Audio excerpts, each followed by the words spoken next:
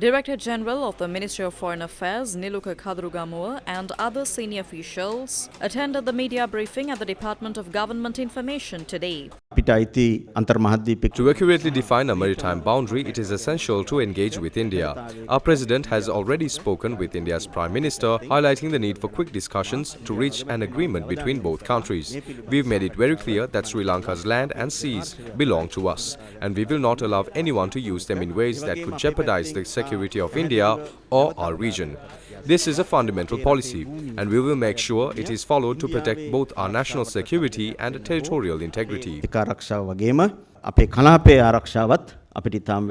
What were the specific concerns raised with regard to research ship entering Sri Lanka water? Because Indian Foreign Secretary expressed confidence that Sri Lanka will look into Indian concerns, right, at a press conference. Actually, they wanted to safeguard their territorial integrity and protect the regional security. That was their concern. We are in that way. That's why we categorically said that we will not give our land detrimental to India or our region. That is our stand. In that scenario, we will take that decision according to our special committee's report. He also commented on foreign research vessels docking at Sri Lankan ports. Not only the Chinese ships, research ships, all research ships, regarding all research ships, we will appoint a new committee to prepare a national policy regarding research vessels. According to that committee's report, we will prepare the new SOPs, and using that SOP, we will take that decision. Is there a time frame, Minister? End of this year, we can start that. What did the President discuss with India regarding the Indo-Lanka fishing controversy? President Anurukumara Dissanayake specifically raised the issues of bottom trawling, which has been a major problem for our fisherfolk. The destructive fishing methods used by Indian fishermen in the Sea of Sri Lanka have caused significant harm to our marine environment and livelihood. Both sides have discussed the issue in depth, and we've agreed that we must act quickly to finding a long-term solution to this problem. What will happen to the Indo-Lanka Free Trade Agreement? We want to expand the market and modernize the free trade agreement between India and Sri Lanka, which was signed many years ago. The agreement needs to be updated to reflect today's realities, and we are keen to continue the conversations that will take it forward. What's the government's stance on the Economic and Technology Cooperation Agreement? EDCA ගිවිසුම පිළිබඳව යම් සංවාදයක් සාකච්ඡාවක් කාලයක් තිස්සේ තියෙනවා. EDCA has been a topic of discussion for some time, and we are still in talks about how to move it forward. There are no plans to sign or implement the EDCA following any visits from Indian officials. We will not agree to anything that could negatively impact Sri Lanka's economy. That's a core principle for us. We are always open to cooperation that benefits both countries, but it has to be in a way that doesn't compromise our national interests. That's the message we've included in the joint statement regarding EDCA. අපි මේ එඩ්කා ගිවිසුම සම්බන්ධෙනුත් ඒකාබද්ධ ප්‍රකාශනයට මේ කරුණු ඇතුළත් කරලා තියෙනවා. The Anuradhapura-Manthe railway project, originally funded by an Indian credit line, has now been converted into a grant. දැනට ඉදිකරමින් පවතින The construction of the Mahava-Omanthai railway line, which was initially funded as part of the Indian credit line, has now been fully converted into a grant. This is a major achievement for Sri Lanka, and it demonstrates the strength of our cooperation with India. Additionally, India has agreed to provide a grant for the construction of the boat dockyard, and that agreement has already been finalized. එකඟතාවය පළ කරලා තියෙනවා.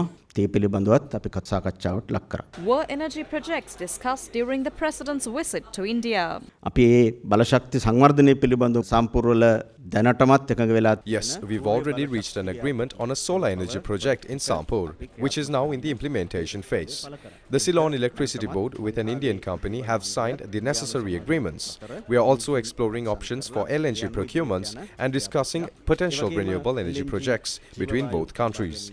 If we successfully harness wind power, we will generate surplus energy that can be exported. For that, we'll work closely with India.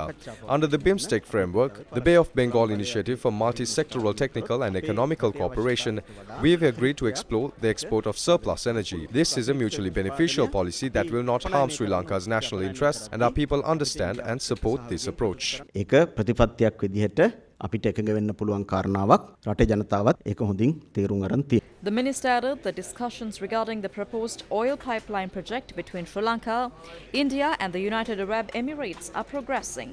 What is the current status of the final agreement regarding the Trincomalee oil tanks? දැනට Trincomalee Currently, the government owns 24 oil tanks in Trincomalee, with 15 tanks leased to the IOC. There are 70 other tanks that remain under our control. We previously reached an agreement to jointly use these tanks. This agreement was made when Minister Gammanpilla was in office. Moving forward, we need to discuss how these tanks will be used for oil storage in Sri Lanka while we have a broad agreement in place. The final details are still under discussions. ඒක තමයි එතන සිද්ධ වුණේ. එහෙම නැතුව ඒ අවසන් ගිවිසුම් වලට එළඹිලා නැහැ. What are the digital cooperation agreements between Sri Lanka and India? ඉන්දියාවේ තියෙන ස්ටාර්ට්අප්ස් කෙනෙක් ඒ තරුණයන් ඉලක්ක කරලා India has made significant strides in the digital sector, particularly with its startup ecosystem targeting youth. We have agreed to connect Sri Lanka's initiative like EDCA to offer more opportunities to our youth. The Sri Lankan government is committed to bringing India's technological advancements to support our youth in acquiring new skills. We are working towards a formal agreement to deepen cooperation in the digital sector. India's successful use of digital technology in social security programs has served as a model, and we are keen to adopt similar systems to reduce corruption and political interference. තමයි පාවිච්චි කරලා තියෙන්නේ. ඉතින් ඒ හරහා අර වෙන්න පුළුවන් දූෂණ වංචා දේශපාලන මැදිහත් වීම නතර වෙනවා. Why was the 13th Amendment to the Constitution not mentioned in the joint statement? නෑ එහෙම අවශ්‍යතාවයක් There was no need to raise that issue.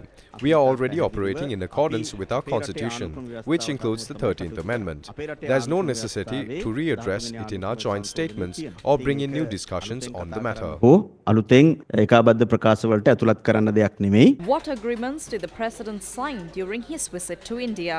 Minister Vijitha Herath said 2 significant MOUs were signed. A training program will be held for 1,500 Sri Lankan state sector employees in India over the next 5 years. An MOU on the avoidance of double taxation was also signed.